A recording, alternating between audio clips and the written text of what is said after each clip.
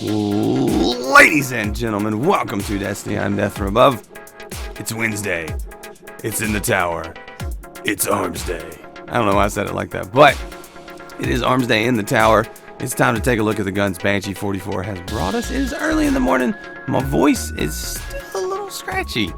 The cold is not worn off, at least on my voice early in the morning, but we're going to get through this. We're going to do it, and we're going to take a look at things. So what I like to do in my Arms Day video is take a look at the guns Banshee has for sale. We'll talk about each one. We'll talk about the options. We'll look at the field test weapons. I'll look at the Foundry orders for next week. Talk about each one of the guns. Have a little fun and do the dang thing. So if that sounds like fun, let's go. Now, I like to do this on Twitch sometimes. So if you want to go check out the Twitch channel, the link is in the description. You can watch these videos live. But let's get right into it. Let's talk about the field test weapons, and then we'll talk about the Foundry orders that are available for making purchases. So we got the Suros TSA-10 auto rifle. You need to make precision kills. The Hakke Teste hand cannon crucible kills. I hate this gun. Hate it. I don't even do it. I never do it. Then the Teste hand cannon again to get double kills. Omolon Teste HC4 to make precision shots. So far, none of these are requiring you to do them anywhere specific. And then there's the Cabal Centurions. So I take all of these to the Dreadnought, the initial patrol spawn area. There's a Centurion that spawns there. You can do all the PvE ones right there. Get them all done and be a happy camper. And then ignore this hand cannon unless you feel like you're a masochist and you want to go into the Crucible and try to get some kills with it, because it's really tough. It's only got a 5-round mag. Crowd control is not going to help you very much. So do it at your own peril. Well, let's talk about the Foundry orders. We got a few to look at. We got one bonus. We got the 5 regular, and then we got my Ludmilla D. I believe that's how you pronounce it. I was corrected the other day, which is fine. But I think it's the Ludmilla D. Something like that. I know it's a Russian sniper from World War II. But I'm looking for something very specific. I want head seeker, counterbalance, hand laid stock. I'm not seeing it right now, but we got a couple different options. Let's see, we got unflinching last resort. Wield frame, I don't even want to pay attention to that one. It's pretty garbage. Next up we have Army of One Rodeo, which could be good with oiled frame. No good. It's got a really hardcore kick pattern that you kind of got to get past, so that's why I'm passing that one up. And then danger close, unflinching, hand laid stock. I mean, there's a hand laid stock if you really think that's something that you would like right there. If you've been holding on to a Ludmilla and you want to go with that one, maybe, but I would definitely recommend hold on for counterbalance, hand laid stock, and some damage perk right here. I have one with glass half full, counterbalance, hand laid stock. It's the reason I know it's good and I like it. I know you can get the head seeker one, so if you've got that one, I hate your face. But no big deal. We'll hold on to that one for one more week. See if we can't get something good out of it. But next, Suros JLB-47 rocket launcher. This is the better of the two rocket launchers, although I'm not seeing anything amazing this week. So we got one with cluster bomb, perfect balance, snapshot, single point sting, and speed reload. You really want one. I think the role most people would go for is grenades and horseshoes, javelin, and heavy payload, because I have one with that and it's pretty decent. So that's probably the PvP role that's most enticing on that gun. But tripod can be cool. We got javelin and heavy payload here with just tripod. So if you want a 3-rounder that you're gonna have to shoot the ground, I mean, here's one. I would really prefer tracking or grenades and horseshoes on it. So maybe this one with tracking is going to have something better. No, never mind. That's not tracking. That's vacuum. Just destroy that gun. Burn it. Burn it. So I would definitely hold on to this one for next week. I'm going to grab the tripod one because I've already got a good grenades and horseshoes one. So, but if you're looking for a good PvP or PvE role, wait till next week. That one is just, it's no good. And then finally we have the Tamar-D sniper rifle. This is actually the better of the two Hakke sniper rifles. And I actually have not used this one very much, but I know it's good. I've used it enough to know it's good. So we got surplus, feeding frenzy, perfect balance, quick draw and appended magazine. Quick draw and feeding frenzy is good. Surplus, yeah, it's okay. It increases the carried ammo capacity, which is okay. I mean, for a PvE sniper, that'd be pretty decent. Not too bad at all. Next, we have Outlaw and Spray and Play. Perfect balance, quick draw, pin and magazine. This is probably the one that I would go with. My gosh, that's going to be a quick reload. Outlaw and Spray and Play. Man, you're going to get a headshot and you're immediately going to have bullets back in the mag. So that one's pretty cool. I like that one. And then we have, Private Eye. Who's next? Perfect balance, quick draw. Definitely go with the second one. That one looks like a lot of fun. Just slinging the mag around. So pick up this one. Solid choice. Best reload of the bunch. And I like it. So let's move along to my Warlock and look at the rest of the Foundry orders available. Alright, we're back on my Warlock. We got 3 more guns to talk about. A couple good ones, I'm hoping. So, first up, the Omolon Uffern HC4. I missed out on this one. There was a god roll a couple weeks ago. I really don't want to miss out again. So, let's see what we got. We'll take a quick pass. That could be good. So, first option.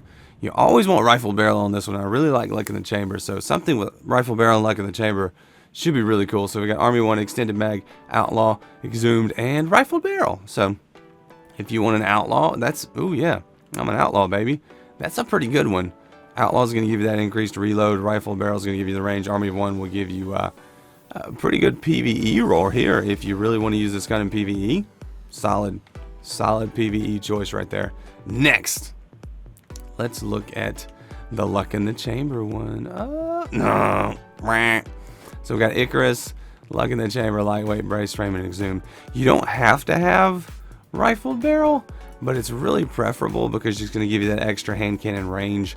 Luck in the chamber on a 7-round mag with brace frame though is really good because that takes the mag down to 5, and you're going to be getting the luck in the chamber bullet all the time, especially with Icarus. If you can use this one almost like a shotgun, get in close, hit him in the head, and hope that lucky bullet procs.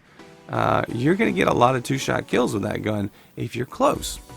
If you're playing at range, you're not going to have any luck. So that might be a really good one. I did have one like that for a little while. I used it in the Crucible. It was fun, but I kind of moved on from it. So not my favorite. And then we have another Outlaw, Army of 1, Rifled Barrel. Those two are exactly the same as far as perks you would use. So that's kind of sad. But if you want a good PvE roll, one of these two. I mean, if you want to switch Outlaw out, I wouldn't, but if you wanted to, you could. So those two, either one is good for PvE. For PvP, that one could be a lot of fun if you use it at the right range. If you're too close, I mean, if you're too far away, you're going to be outside the range of handguns. If you're too close, you're going to get murdered by a sidearm. I mean, what can you do? So maybe one of those will be good. So next we have the Herja-D pulse rifle. And this is the high rate of fire, low air impact pulse rifle brethren to the lead melee. And I kind of think this one's an interesting one right here, right off the bat. Head Seeker, Zen Moment, and Injection Mold. Injection is going to give you increased stability and faster handling, but it's going to reduce the range, which is a little unfortunate. You can probably get away with it on a pulse rifle, but Zen Moment and Head Seeker might actually not work good together, because Zen Moment's going to make you stay really still. So maybe the first bullet to the chest will kick up, and then Zen Moment will hold everything at the head. I mean, you never know. Could be an interesting combination on the Herja-D. Next up, crowd control, unflinching, and oiled frame. Fitted stock is not going to help you enough. If you don't mind the recoil pattern for this one, fitted stock could be enough. Those are two good perks right here for PvP. But I find that the recoil pattern on this one is up and to the left. It's kind of hard to control, so I need a little bit more stability on this gun than what this one's giving. Next up, we have I want to look. Oh man, counterbalance, head seeker, snapshot, fitted stock, old frame. Although counterbalance and fitted stock may be enough to make this one a head seeker monster. I don't know. That might be something to get, guys. This might be the god roll you've been looking for. Not max stability, but a really good option set up here. Head seeker and counterbalance going to keep you very true to the center. Aim for center mass and let the bullets carry up to the head. That could be a really good one. I mean, it is a 4-round burst, Head Seeker will be really cool on this gun. I think Head Seeker's net effect, if you can land the first bullet to the body, the rest of them to the head, Head Seeker's net effect on this type of pulse rifle is probably better than a 3-burst. But don't quote me on that. But I like that one. Pretty good. Pretty good. Let's see if the third one can beat it. What do you got? Oh. No, that was the third one. So if you're going to get one, definitely get the third one. That's the one to get. I think it'll be really cool. And let me know how it does. Let me know if the stability is enough on that gun. Let me know in the comments if you think the stability was enough on that Herja to make it worth my while. I'm going to hold off on that one. And then finally we have the Suros DIS-47. The one that I was hoping for. The one that we'll see. Will it have that god roll? Take a sip of my water. And let's check. So we have unflinching, fitted stock, casket mag, handlight stock, single point sling. That one's a really stable one. That's for sure. You're getting a lot of stability out of that one, or a lot of mag, either one. So 26, 57, 57. I like the 57 sight. The pop-up sights are pretty good too, so I can see that one being favorable. But you know, we're looking for that full auto, because that's a lot of fun on this gun. We got a high caliber, appended magazine, outlaw, single point sling, and rifled barrel. Rifle barrel I don't think is very necessary. Single point sling could be cool. You could run the top section here and it'd be pretty cool. 28, 40, 41. The 28 is my favorite Suros sight. Outlaw, maybe for PvE. Pretty good, pretty good. I don't know that I would write home about that one. And then what do we got here? Another unflinching, hammer forged, unflinching, single point sling, handlaid stock, feather mag. I think the first one's probably the best option as far as best stability, best perk setup. You're not really going to go wrong with any of these versions. They're all pretty good. But I'd probably pick up the first one if I was going to buy one, which I just did. So you saw me do it. You saw it here first, folks. So let's take a look at next week's Foundry order. I did peek a minute ago, so I kind of know what's going on. We got the Suros JLB-47. High impact, low rate of fire auto rifle. Hakke Herja-D, mid impact, mid rate of fire hand cannon. Interesting gun right there. Omolon Uffern HC4, which you just saw. So if you picked up one this week and you want to hold off for that god roll, go ahead and buy the package again, and you can get it again next week.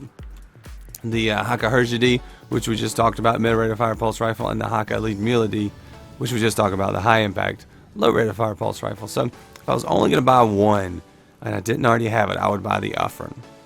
And that one I think would be the most fun if it lands with the right options. If I was only going to buy two, I'd buy the Herja-D and the Uffern. Or the lead Mila, whichever one you like. The lead Mila. But these three definitely first. Or AR-45. The only one I would probably think about is the Garrus-D, because I don't know how effective it'll be. But I'm sure somebody's got a good Garrus-D. Let us know. Let me know in the comments which if you have a good Garrus-D, if you like it and what you like about it. So that's going to do it for me for now, guys. That's been Armsday. Thank you so much for watching. Let me know what you think. Which gun was your favorite? Which gun did you pick up? And which gun are you looking forward to next week? So I'm going to get out of here. You guys have an awesome day. Thanks so much for watching. Until next time, I'm Nothing Above. Go check out the Twitch channel. We're going to do some stuff in a minute. I'll be there. Anyway, guys, thanks so much for watching. I'll see you later. See you, bye.